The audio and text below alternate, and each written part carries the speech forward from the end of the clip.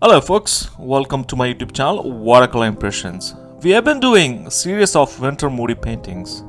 I want to create a high contrast winter painting this week. There is nothing can beat a morning scene which provides a beautiful crisp lighting. Before we get on to it, hit the subscribe button so you guys can get weekly video updates from our channel. And let's get started, guys. I have the link for the drawing template and reference in the video description, and please feel free to download it. Whenever I start with a watercolor painting, I always start with the sky, and I also left a white spot in the middle for the sun, which is shining through. And you can see this painting is all about the crisp lighting in the foreground, and rest I'll keep it minimalistic as possible. And you can also see I'm using clean water and brush and create the streaks so that it gives an impression of a sunlight. And you can see I also taped this watercolor paper in a block so I can rotate it and make watercolor does what it does. And as soon as I come to the mid level of the painting, I'm throwing some colors, whatever I see in my reference. Being said that there's going to be a lot of blue in our scene, a lot of cool colors in our scene, so I'm going to be using a lot of warmth for the houses in the midground and the background as well. And you can see I'm using Payne's gray now. And I'm going to use a little bit of color variations in there as well. And you can see before it dries out, I'm going to mix with a little bit of warmer colors, which you can see at the top.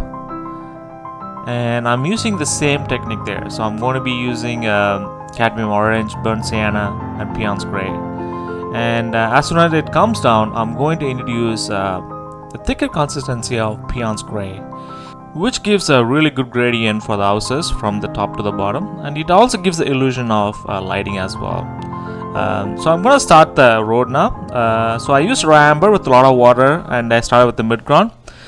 But as soon as it comes to the foreground, I'm going to use yellow ochre and a little bit of raw amber, and I'm also mixing a little bit of Payne's gray in it so that there's a wet slushy snow in our foreground. As I said, this painting is all about the lighting in the foreground, so I'm going to be aware of it. So I'm going to be spending more time on the foreground and the rest of the painting. So now I jumped on to the painting in the midground. So for the top part, I'm using Payne's gray. And even though in the reference, everything looks gray, so I'm going to be mixing a lot of colors to create a little bit of warmth and cool colors in our painting. So now I'm starting with the foreground building. So I'm going to treat this as a single shape. There's a lot of details happening in our reference, but I'm just going to avoid it, and I'm just going to treat this as a single shape. And it looks super dark now, but as it dries out, it will give a little bit of lighter value in it. So before it's drying out, I'm using a little bit of white paint here and there to have some details, because all those things will be covered by trees in a moment. And at the bottom, before it dries out, I'm going to take a cobalt blue. I'm going to create the shadow as soon as possible, because it gives the illusion of shadow and lighting in there. And whenever you do watercolor painting, as soon as you see an opportunity to mix something, just do it. And because it gives the beautiful things, which you can hand paint it. Don't be afraid to rotate your watercolor paper or your block, because it gives an opportunity of mixing colors by itself. That's a really good thing about watercolors. It paints by itself. If you respect watercolor, and it will respect you back. I thought that it looks everything. The buildings look a little bit blue, so I want to introduce a little bit of cool at the top and warmth at the bottom. And you can see I left some white bits at the background building, and you will see it gives the illusion of backlighting after we paint the shadows, and it will make sense. I'm constantly flipping the canvas just to enable color mixing. And I'm also a big fan of painting in a 30-degree angle or 40-degree angle, because whenever you put a color at the top, it just runs down to the bottom, and it gives a lot of color mixing by itself. And a lot of artists paint really flat. I'm not a big fan of it, because I want the watercolors to run and mix by itself. And So now I focused on the background building. I want to make sure that when I painted the background, which is at the distance, I kept it really light because it's just background. So I'm going to do the same thing for the background building as well. And I took white paint and I'm spraying here and there to give some texturing look in our building. So now I jumped onto the car. For the car, I'm using French Ultramarine Blue. This is the color mix I'm talking about. You paint something before it's drying out, throw the darker colors in it, and it gives a really nice gradient. And as soon as I did that, you could see that pops lighting in our scene already. The wall painting looks like a mess now. I think everything comes together as soon as we put the shadows into the foreground. Even though there is no people in our reference, so I'm adding people in our painting because that gives the scale of our painting. My girlfriend always jokes about why I'm obsessed with people in my painting, just because of that, and it gives the illusion of scale in our painting. So now I jumped onto the trees. So I'm painting them mid-ground trees now. You can see in the reference the trees are in a different areas, but I'm going to move around the trees here and there to give the impact of lighting in our painting. The one thing I hate about painting in watercolors is painting trees. The trees are really hard. That's not my cup of tea, but I'll try to, whenever I paint trees, I think of the shape and I try to make the trees with the less statement. What I mean by that is, like, I try to make impressionistic as possible, because when people see this painting from far, it will give an illusion of trees in our painting. And you can see I put this the mid-ground tree behind the car because so that we can create a shadow which is peeking in the car. At this point in my painting, I thought I lost the painting for a bit, and I started adding the shadows. I started with the background shadows. So I use Cobalt Blue. Before it dries out, I'm introducing a little bit of darker color in there. And now there is like a hedge which is covered with the snow, so I'm going to add that. And in reality, you could see in the reference it looks gray, but I'm going to be introducing a lot of Cobalt Blue, and it gives a beautiful colors in our painting. Same thing, I'm introducing Cobalt Blue. Before it dries out, I'm going to introduce Beyond's Gray, a darker tone at the bottom of the ground and bottom of the car, so that gives the illusion of lighting. And I also added the shadows peeking through on the car. That's why I added the tree there. And now I'm going to start the shadows from the mid-ground on the left hand side, and I'll take it all the way to the foreground. But as soon as it comes to the foreground, I'm going to introduce the pigment consistency. I'm going to introduce a little bit of French Ultramarine Blue because the colors get brighter as it comes to the foreground. As it goes to the mid-ground to the background, it disappears. That's how traditional painting works.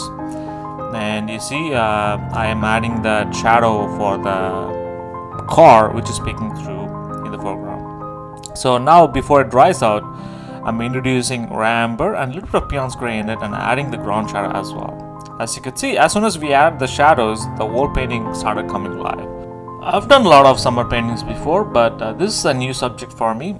Before you approach any challenging subjects or anything new, I highly recommend to study it first, then do it again. The first time when I did it, I learned a lot, and the next time when I did it, and this painting came out pretty good. So even though there is, in the reference or in reality, there is no tree in the foreground, I'm going to add the tree in the foreground just because, so that I can add the foreground shadow which is peeking through in the foreground, and it also gives a beautiful impact of lighting. So as I said, I showed you guys how to paint the trees, so it's not one way to paint trees, so you could find different ways to paint tree as well. And I'm keeping this foreground tree as dark as possible because it sits in the foreground and it comes in the front. Now let's connect the shadows from the foreground to the midground, because all the things are floating in the midground, so I'm going to be connecting all the shadows. So on the right hand side, I haven't done any work, so let's start from there. I want to make sure that when you add the shadows in the midground, I want to have a lighter value, and as it comes to the foreground, it's going to be darker. So that's how it works. So I'm just wetting few areas with clean water, and I'm adding it because so that I can get like sharp and loose edges. So that's really good in any painting. And I did the same thing in the foreground too. This is the important bit. So I wetted the paper, and I'm just adding cobalt blue, and I'm going to mixing a little bit of French ultramarine blue to get a little bit of a darker pigment, so that the old foreground comes in the front. And I'm also taking some clean water to create some soft edges as well. And before it dries out, I want to create the shadow. This shadow is going to be dark as much as possible. For the darker pigment, you could mix burnt amber, Alizarin Crimson, or burnt amber, French ultramarine blue, and either any one of the mix would work. But I'm using Payne's gray and ultramarine blue and a little bit of burnt sienna in it. So there is also a lot of planes in the foreground, so I want to make sure to separate it as well. I don't want to read this as a big block shape. Let's go and add some more details in our painting. So I'm going to add the street poles, lights, and whatever you name it, because this can be used to create wires and everything as possible. And even though in reference it looks like super thick, but I don't like having a thick poles in my painting, so I kept it like really light. And there is also two white shapes I left because that's going to act as a sign for us at the background. So you could see that light pole which I put in the midground, that also reacting in the foreground, so that also gives a beautiful illusion of light peeking through in the foreground. As soon as we added that, you could see that the lighting take place in our painting as well. And I'm going to add some shadows for the car, and make sure to leave some white bits here and there, and that gives a really nice lighting as well. This is the foreground shadow peeking through. This is the one I was talking about. I did wet the paper a little bit in the foreground so that it kind of gives that loose blurry edges in the foreground. And I wasn't expecting that it's going to be super blurry, but it did work at the end as well. And so to speak, I also added a little bit of shadows peeking through in the foreground, in the midground, and the background as well. And we are at the end of our painting. But when I did this, I kind of also felt that the foreground was really weak, and everything looked pretty good, but the foreground looked really weak. So we'll be adding some details there. So when I added the foreground details, I wasn't thinking about anything else. Just took some paint like amber and Payne's gray and a little bit of NeutralTint in it. We'll splatter all across the foreground, and I'll make some markings here and there. And I also make this the splattered bits as a shadow as well. And since it's sitting on the foreground, I also want this to be taken a little bit into the midground, not that far, because I want that glow in the midground, so that it shows that it's a morning crisp lighting. And once I'm done with it, let's add some wires, which is attaching this light poles. When you do this, make sure you use a rigger brush or anything that is super thin.